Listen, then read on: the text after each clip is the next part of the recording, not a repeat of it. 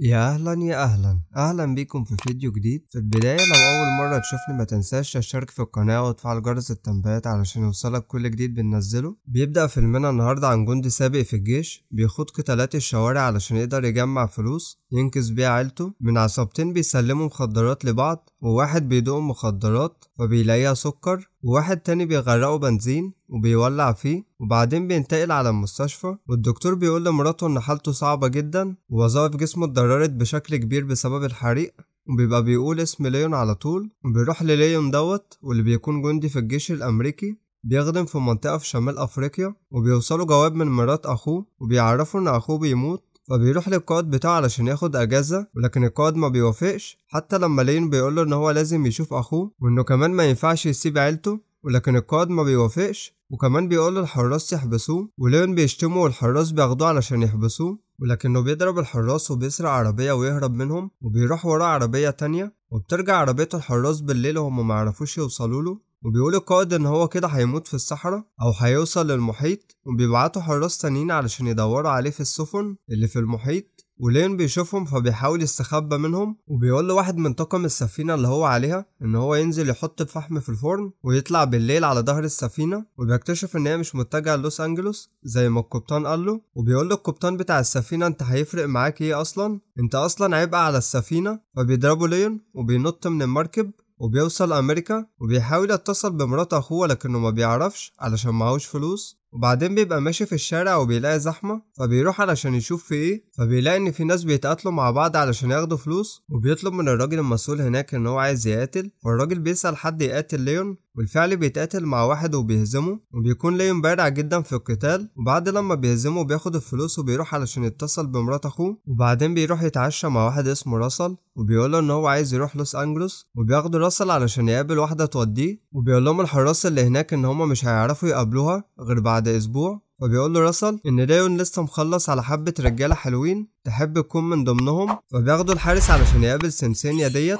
وبيعرفها راسل على ليون. وبعدين بنشوف قتال عنيف جدا، ولما بيخلص بيبدأوا يجمعوا مراهنات على القتال بتاع ليون، وبتراهن سنسينيا بفلوس كتير جدا على ليون، وبيقول له راسل ان هما يقسموا الفلوس سوا. وبعدين بيجي الخصم اللي هيتقاتل معاه وبيبدأ يستفزه بالكلام، وبعدين بيبدأ القتال، ولكن ليون بينهي القتال في ثواني. وبيبقى في واحد من اللي واقفين بيتفرجوا عليه بيستهزئوا بليون، وبيروح ليون علشان يضربه ولكن راسل بيوقفه. وبعدين سينيسيا بتقول لليون ان هو ما يهنش ضيوفها مهما حصل. بعدين بتقول ان هي جهزت له قتال اكبر وفلوس كتير جدا، ولكن ليون بيرفض وبيقول لها ان هو لازم يروح لعيلته في لوس انجلوس. وبيمشي ليون، وسنسينيا بتدي راسل رقمها عشان لو ليون غير رأيه ولا حاجة. بعدين بيروح راسل يتكلم مع ليون ويحاول يقنعه يدخل القتال ولكن ليون ما بيرضاش، وبيقول له انت ما كفتكش الفلوس اللي انت خدتها وبتطلع عليهم عصابة شوارع علشان يسرقوهم، ولكن ليون بيضربهم بقسوة والباقي منهم بيجري. وبعدين بتشوف ليون راح على لوس انجلوس بالعربية ومعاه راسل بيحاول يقنعه بالقتال برضه، لكن ليون بيقوله ان هو مش هيقاتل تاني. وبيوصل ليون للمستشفى اللي فيها اخوه، وبيقول له الدكتور ان اخوه كان بيعاني جدا قبل ما يموت بسبب اعضاء جسمه ووظايفه اللي اتضررت جدا بسبب النار. وبيسأله ليون عن قاتل اخوه، وبيقول له الدكتور ان هو تقريبا في السجن وان هما كانوا تجار مخدرات وحصل بينهم خناقة انتهت بان هما ولعوا في اخوك. وبيخرج لين من المستشفى وهو زعلان جدا على اخوه اللي مات، وبيقابل راسل في الطريق ولكنه بيتجاهله وبيمشي يروح ياكل في مطعم، وبيروح راسل وراه وبيقول لين يساعد يوصل لعنوان مرات اخوه، وبيوصله راسل على هناك. ولين بيدخل للبيت وبيلاقي بنت صغيرة بتلعب على السلم، فبيسألها على مرات اخوه، وبيسمع صوت راجل فوق بيتخانق مع مرات اخوه بسبب ايجار البيت، وبيطلع يتكلم معاه لما الراجل بيمشي، ولكن مرات اخوه بتعيط وبتقول له ان هو اتأخر واخوه مات وكان نفسه يشوفه قبل لما يموت. وبيحكي لها عن الصعوبة اللي واجهها علشان يوصل لها، وبيحاول يديها فلوس ولكنها بترفض تاخد منه فلوس وبتقول له مش عايزة منك حاجة، وبتقفل الباب وبيمشي من عندها. وبعدين بيقابل راسل في الشارع وبياخدوا راسل وبيروحوا مكان ويشربوا كتير. وبعدين بيقول له ليون يشوف له مكان ينام فيه النهارده، وبيقول له راسل بس كده انت طلباتك اوامر،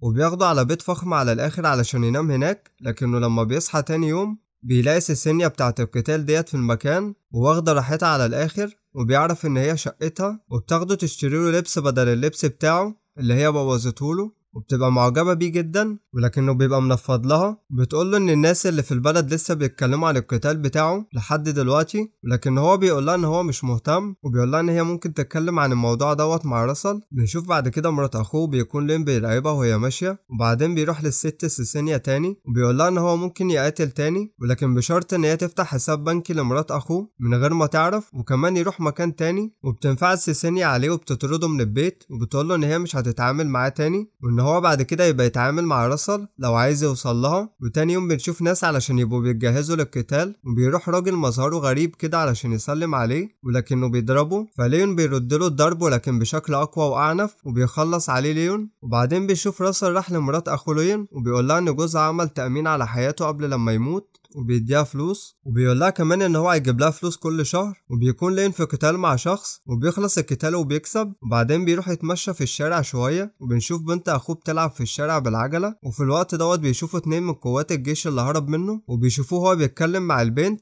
وبيطلعوا يجروا وراه ولكنهم مش بيلحقوه. بعدين بنشوف لين وهو بيتقاتل مع راجل تاني، بس المرة دي بيكون لابسين لبس غريب، وبيكون القتال في حمام سباحة، وبيبدأ القتال وضربة من ده على ضربة من ده لحد لما لين بينتصر. وبعدين بنشوف سيسينيا ديت بتسأل راسل عن هوية الست اللي لين بيبعت لها الفلوس، وبيقول لها راسل ان هي مرات اخوه ومفيش اي علاقه بينهم. وبعدين بتقول لسيسينيا للجارد بتاعها ان هو يراقب راسل وليون. وبعدين بتشوف ليون بيجري في الشارع وبيشوف بنت اخوه وبيقعد يتكلم ويهزر معاها، وكمان مرات اخوه بتشوفه وبتضحك له. ولكن في الوقت دوت بيجي الراجل بتاع الجيش علشان ياخد ليون، ولكن ليون بيقول له يسيبه مده يجمع الفلوس علشان بنت اخوه ومراته، وبعد كده هيبقى يروح معاهم، ولكنه بيرفض. فبيجري ليون منه وبيجري وراه الراجل ومعاه 2 تانيين، وبيتقاتلوا سوا وبيمسكوا ليون ولسه هيكلبشوه، فبيهرب منهم بسرعه. وبيجي الجارد بتاع سيسينيا وبياخده يوديه المستشفى. وبعدين بيجي ليون يخرج من المستشفى بيلاقي سيسينيا مستنياه بره علشان تطمن عليه، وبتقول له ان هي كانت قلقانه جدا عليه. وبعدين بيقول لها ان هو هيحتاج مساعدتها، فبتقول له سيسينيا ان هي هتساعده. وبعدين بيروح هو وراسل لمرات اخوه، ولما بتشوفهم مرات اخوه بتفهم ان الفلوس اللي جمعها راسل من ليون، وان جوزها ما كانش عامل تأمين ولا حاجه، وبيتكلم معاها شويه. وبنت اخوه بتيجي ولكنها ما بتكونش عارفه ان هو عمها، وبيتكلم معاها شويه فبتعرفها والدتها عليه. بتكون سيسينيا قاعده مع الناس بتوع الجيش وبتعرض عليهم شريط فيديو لقتال محترف، وبتقول لهم ان بعد لما ليون يواجه الراجل دوت هتسلموا ليهم، لان القتال دوت هيخلص على ليون ومش هيعرف يقاتل تاني. وبعد كده بيوافقوا. وبعدين بيكون ليون بيتكلم مع مرات اخوه والدنيا بينهم بقت لطيفه. وبعدين بيروح لسيسينيا هو وراسل وبيدخلوا فيلا بيكون فيها ناس مهمين، وبيشوفوا فيديو للمقاتل دوت وبيبان قد ايه هو شرس جدا. فبيقول له واحد من الناس ديت ان هو ممكن يتغلب، وبيرد عليه ليون وبيقول له ممكن عادي محدش ضامن حاجه. بيوصل المقاتل العنيف دوت تاني يوم، وبعدين بيشوف ليون قاعد مع مرات اخوه في الحديقه والبنت بتلعب جنبهم، وبيقول لمرات اخوه ان هو هيكون في قتال كبير النهارده، ولو كسب هياخد فلوس كتير، وساعتها ممكن ياخدهم يروحوا يعيشوا في مكان تاني ويبداوا حياتهم من جديد. وبعدين بنشوف المقاتل وصل، وليون بيكون بيجهز نفسه للقتال وبيتمرن، والناس بيحطوا مراهناتهم على القتال. وبيدخل راسل يهزر مع ليون وبيديله ضربه خفيفه كده في جنبه، ولكن ليون بيتألم جامد.